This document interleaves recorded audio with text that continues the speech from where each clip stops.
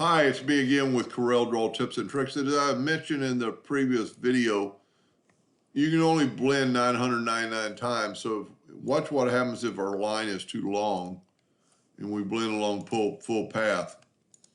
You can actually see the individual blends. I hope you can see that. They don't blend, well, they do blend together. But there's a way you could fix that. And kind of easy and kind of fun. You've got your path that you want to blend.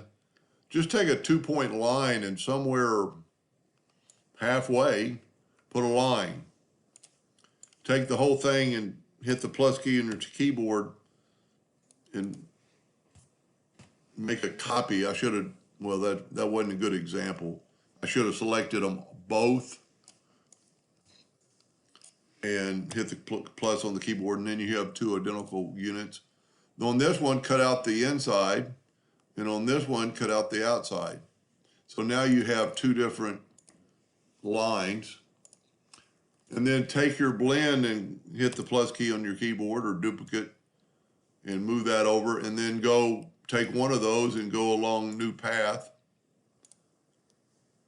And then take this one, new path, blend along full path. The other one must have already been blend along full path. I'm going to select them both, and I'm going to right click no line. And now I'm going to nudge this one back exactly where it was. Whoop. Now your blends are not, they're blended together better, and you've got a better color scheme. You know, you don't see the individual blends. Pretty cool effect. Anyway, hope that helped a little bit, and thank you for watching.